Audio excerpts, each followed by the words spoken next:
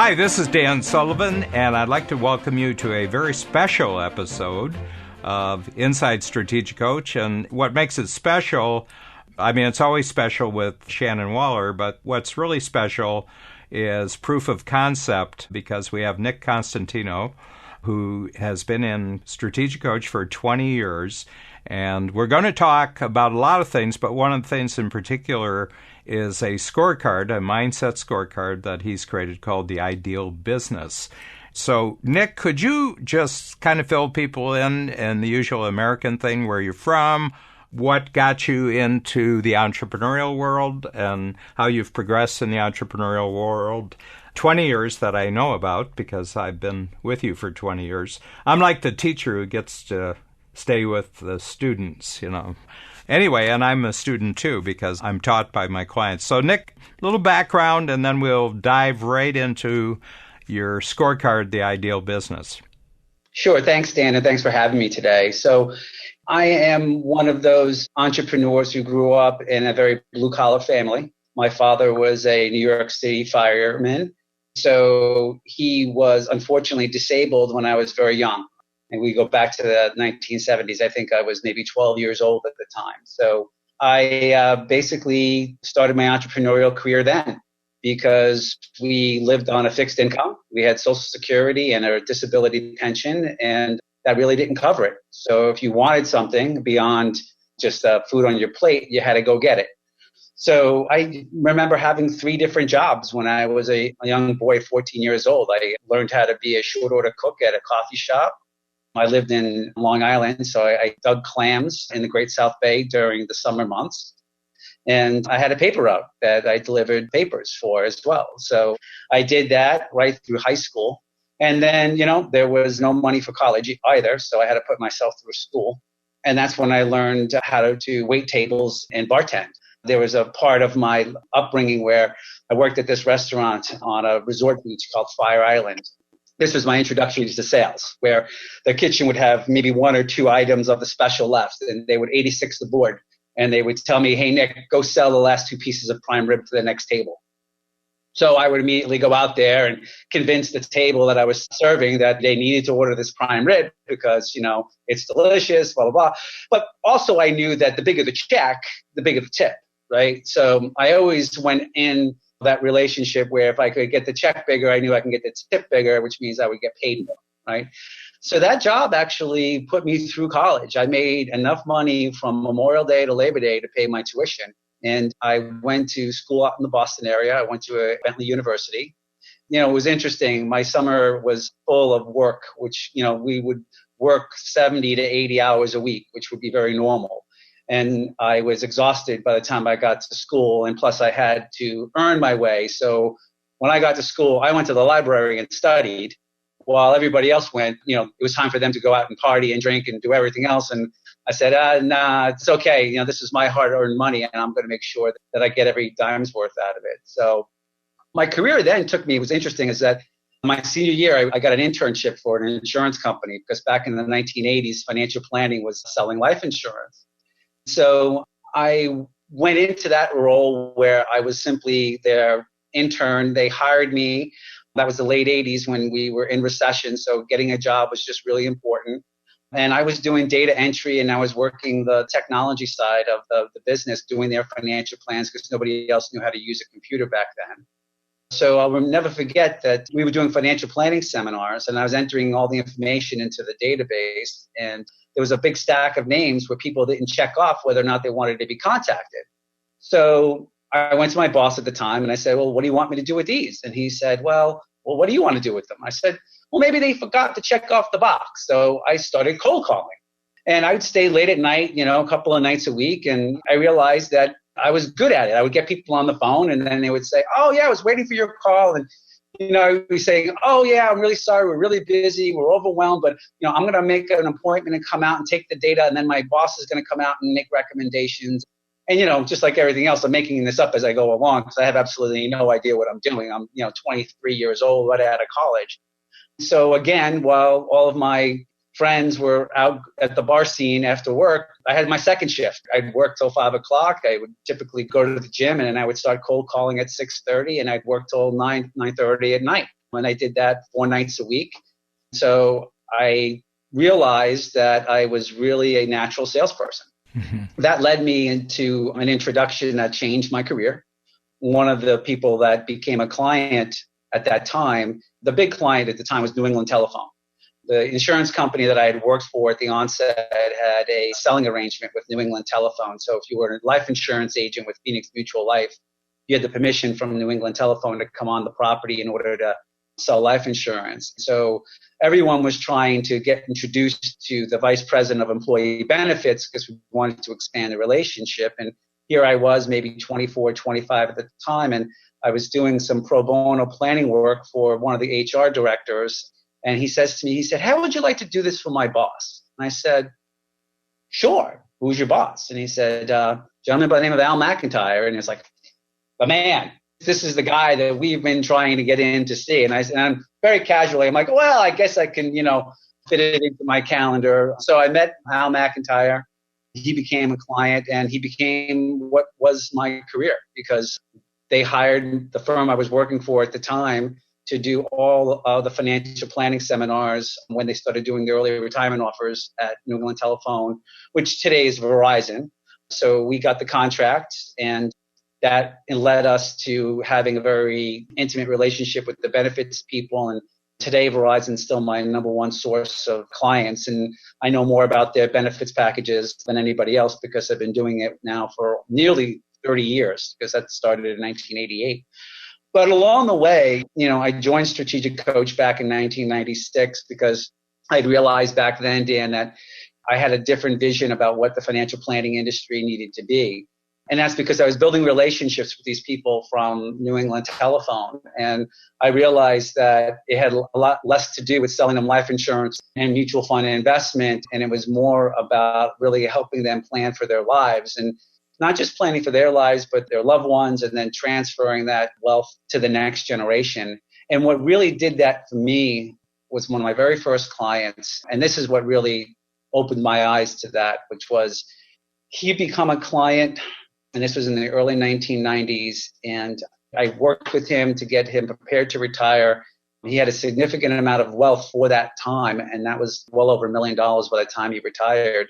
He retired on December 31st. And then I got a phone call from the family in the middle of February. And they had a house in Florida. And they lived in New Hampshire at the time. And I said, well, what are you doing back?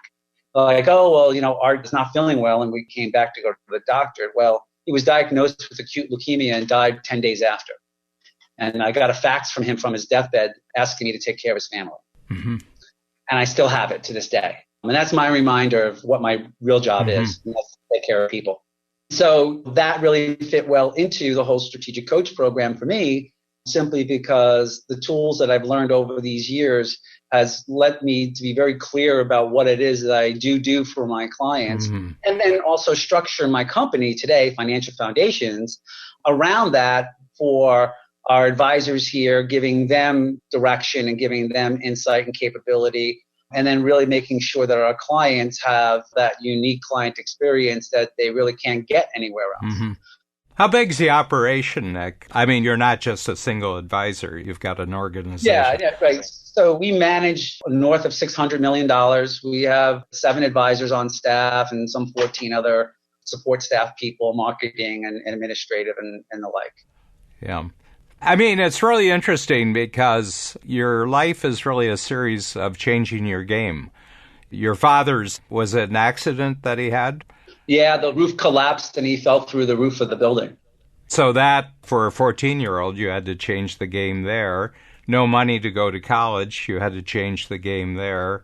Came out of college and you had to change the game. So what we're seeing now, I've sort of said that my life changed drastically on April 10th, which is 6 weeks ago, because when I did the first Game Changer workshop, I came out and I says, right from the beginning, starting with a lifetime extender, all the concepts and tools in the program changes people's game in some way. Like you thought you were going to live to 80, but now you think you're going to live to 95. That 15-year difference in the number actually shifts a lot of other thoughts in your life, including things like how long am I going to work and everything. So my sense is that you're a natural game changer for yourself. I get a sense that you're in the realm of changing the game for your customers, and sounds to me like you've changed the game for the people who work in your organization. So we're going to talk about the Mindset Scorecard, and I want to ask you the question, what was it about the Mindset Scorecard that allowed you to play the game differently once you have put together your Mindset Scorecard? Well, that's a great question, Dan. What makes this insightful for me is that I was able to take everything that I've done for the last 15 plus years and actually put it on paper in a manner that is clearly organized, and I'm able to communicate it to the rest of my team. So there's a progression when you do the scorecard based on, what would be considered quote unquote failure, and then what would be transformative.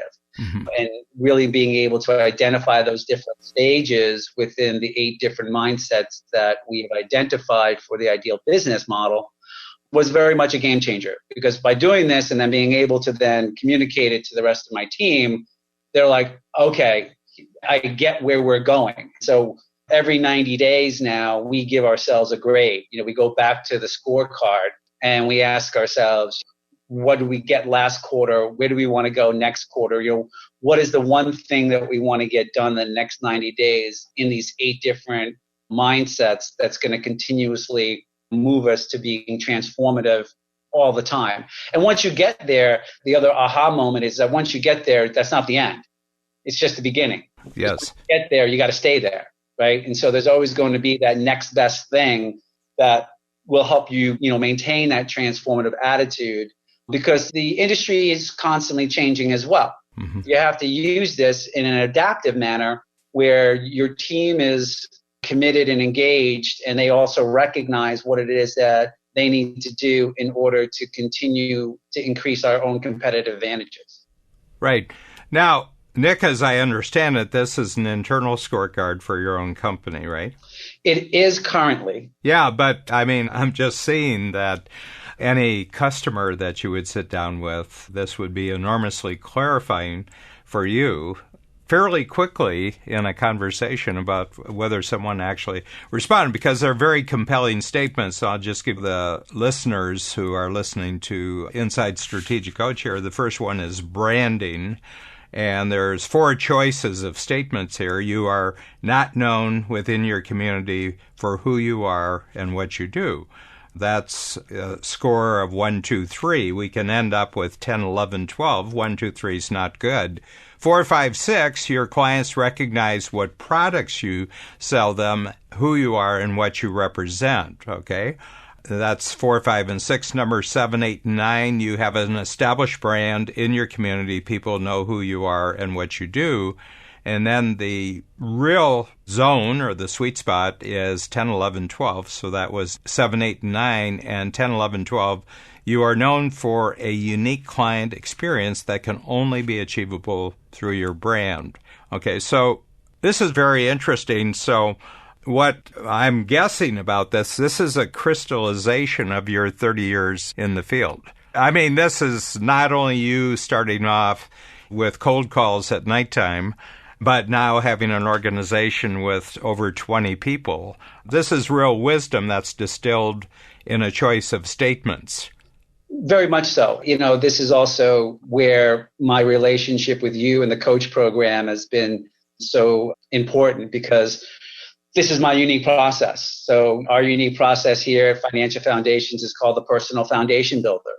That's the other scorecard for them. And we have the other scorecard for that as well. There's 5 steps into our unique process, and then we broke that down into a front stage and a backstage. And so it gives the ability to clearly communicate delegations on both fronts. So, we know what we're doing every step of the process, from the interaction with the advisor to the client, and then the backstage staff as well. And I'll give you just one quick, for instance, is when we engage a client and the client sends back their service agreement, that initiates the next step for our marketing department, sends out a gift.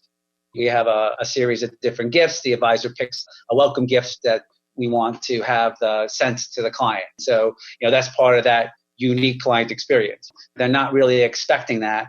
They get it. And, depending upon what time of year, we have different variations, gift baskets full of fruit or nuts or whatever. And they become wildly appreciative. They're like, wow, that's really thoughtful. But it also shows them that we're engaged in the relationship and showing our appreciation back to them as well. So, our process is full of those little nuances. So that way, when the client is done, they become a raving fan. A part of the process I teach to the advisors is that you have to make two sales. You have to make the money sale where you're generating revenue for the firm. But then you have to make the referral sale. You have to get the next client in as well, because all of our clients come by way of introduction. So the only way you're going to ever get that introduction, that referral sale, is if you exceed the client's expectations. So what are we going to do to exceed expectations? And that all talks to that branding, and it all talks to the unique process. Yeah.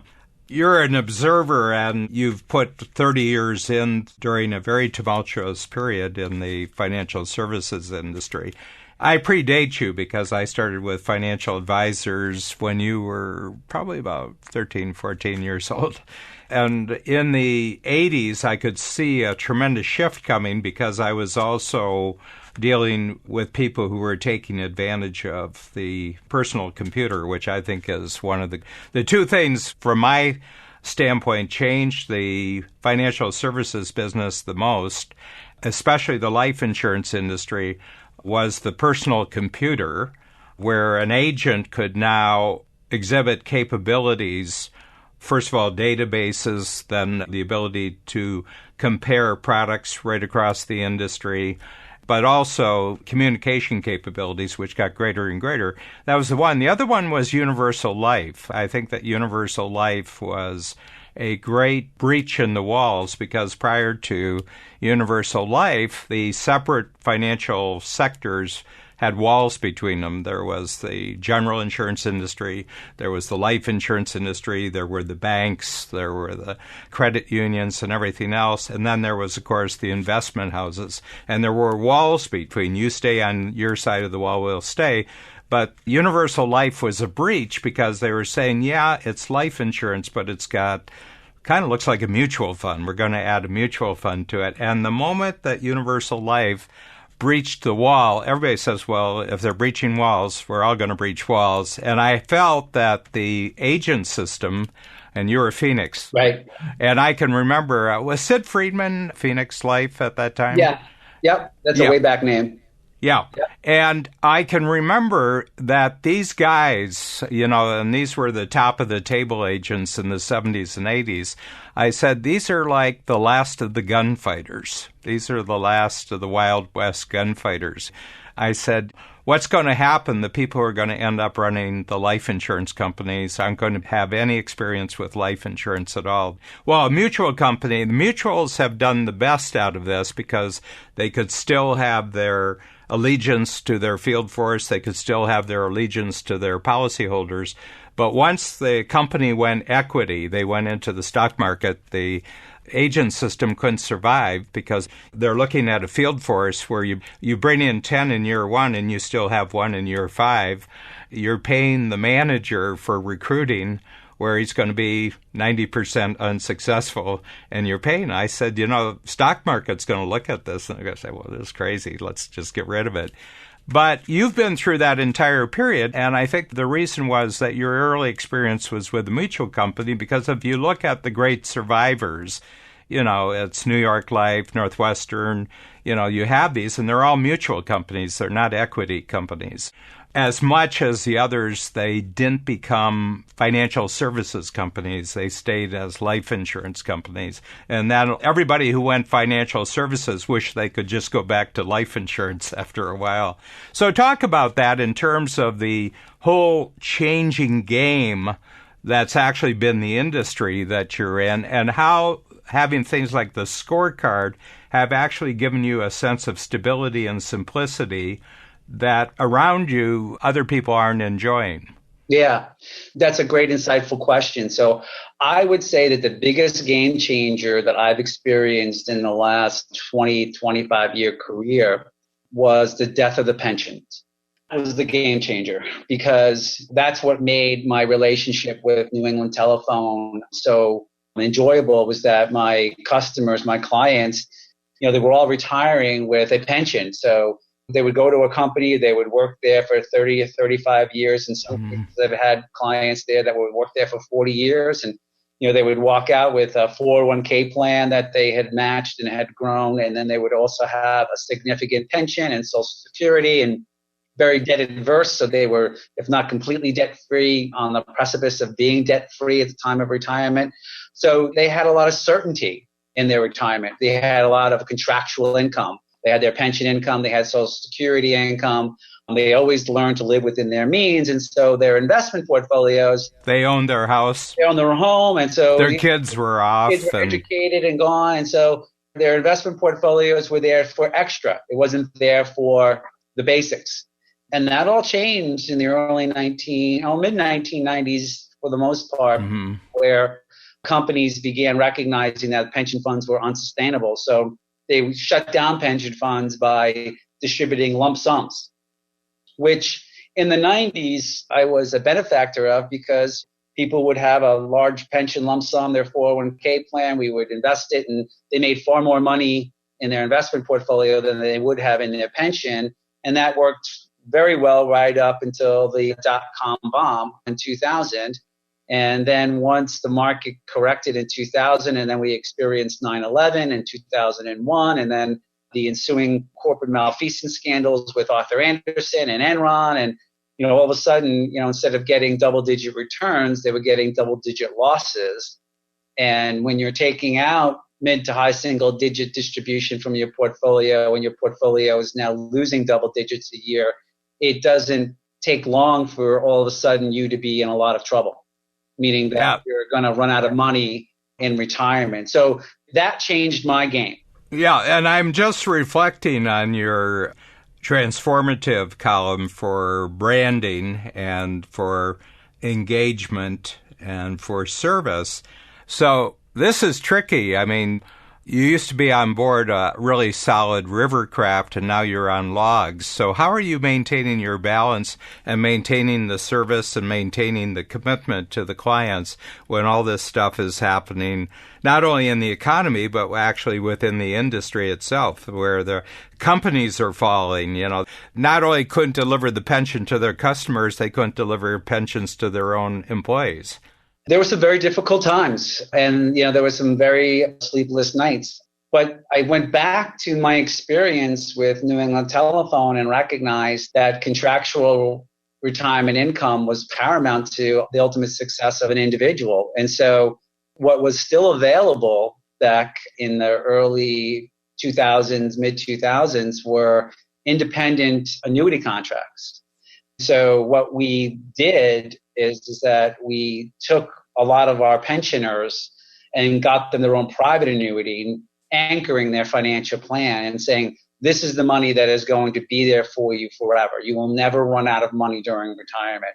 And that served me incredibly well, because today, we have recovered, the market's recovered, everything has done well, and these annuity contracts had a living benefit associated to them. So they continue to experience all the gains in the market.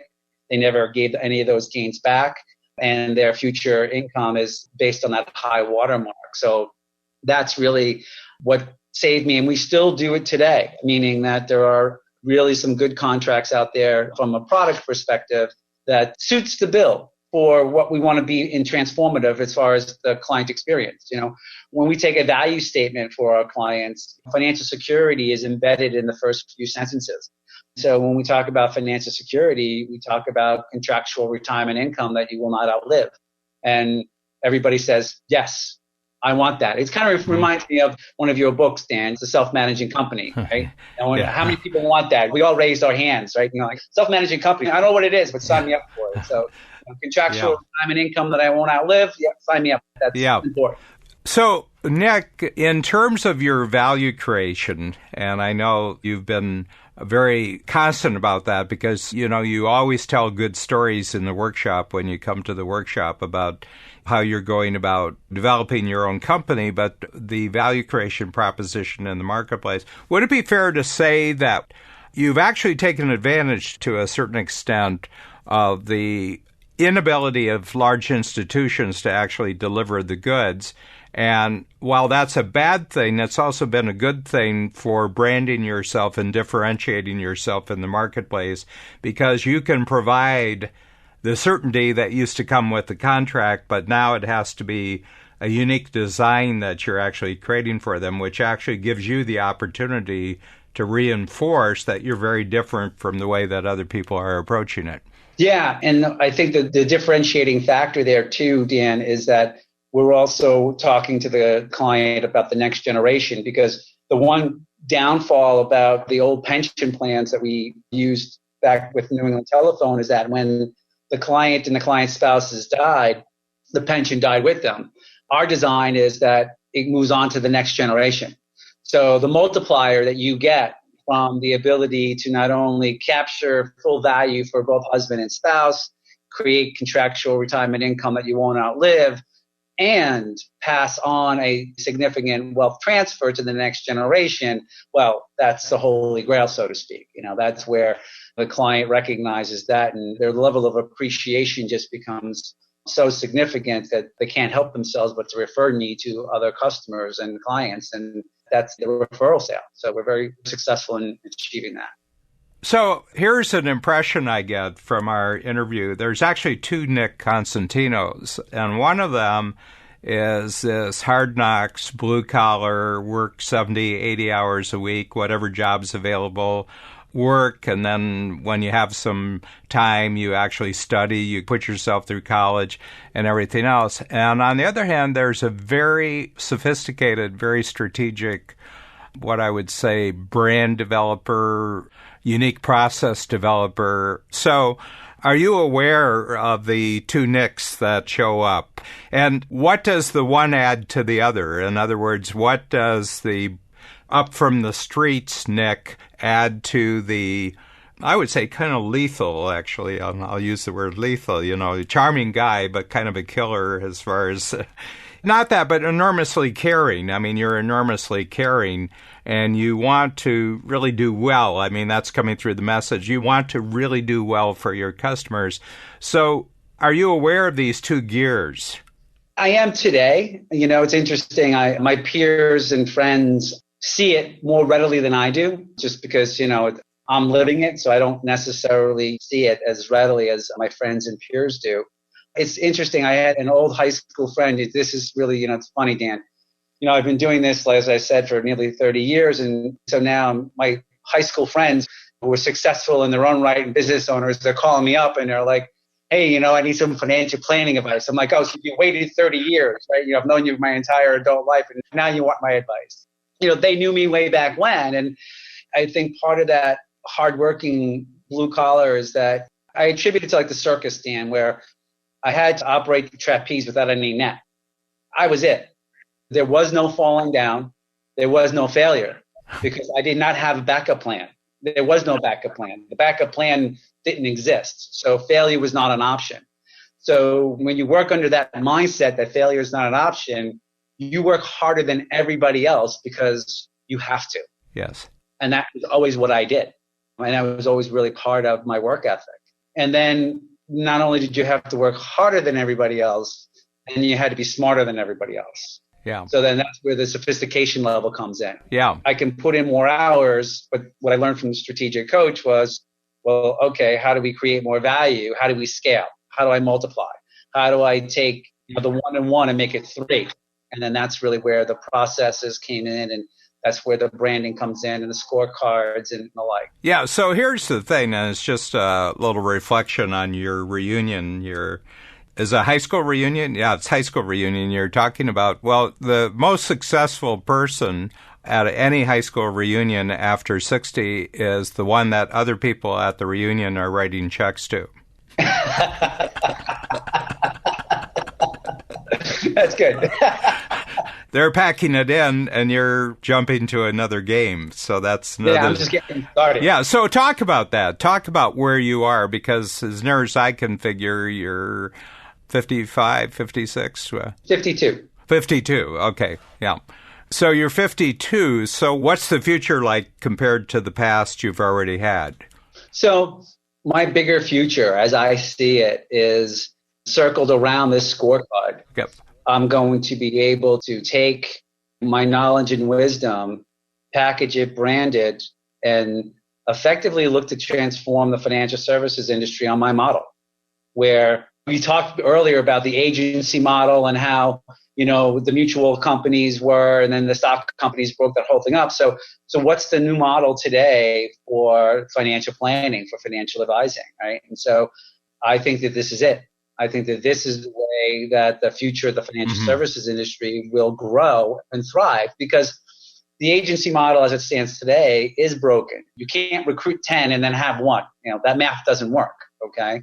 So there's another scorecard that I have, which is our associate advisor program. So, that's what I did 15 years ago, is I created a program here at Financial Foundations, which is called the Associate Advisor Program.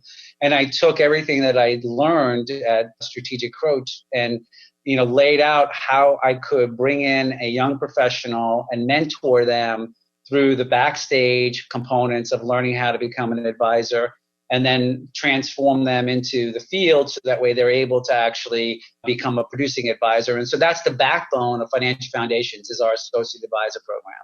So I look at that, and in the context of that and having this ideal business mindset, because there are so many advisors out there, they haven't really thought through the future. And the future is not necessarily their retirement as much as it is their exit, right? So how do you monetize the value of your business?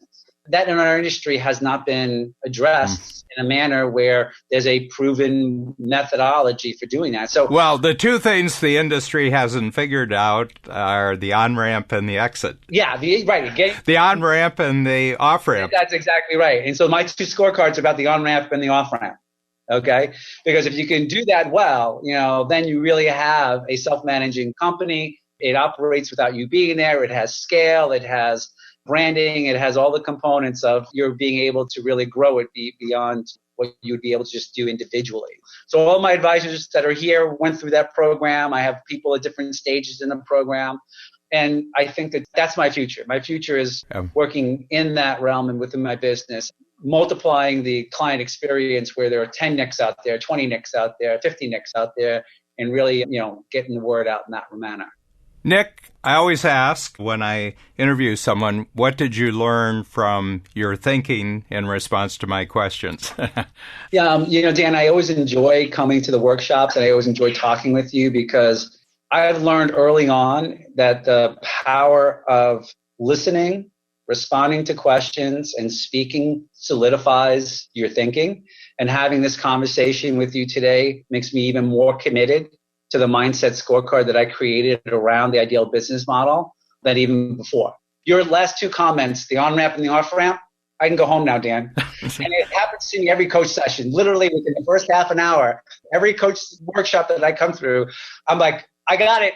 The rest of my day is extra, right? So on-ramp, off-ramp, I'm good for the day. Nick, a great pleasure, and we're going to share this with everybody in the Coach Network. I just want to say it's just been a wonderful pleasure to spend, an hour with you. And first of all, I love the history of entrepreneurs, and you've got a great one. But we'll see you soon. It's a couple of weeks. Thank you very much for the opportunity today. I really enjoyed it. Thank you, Nick. Bye. Bye.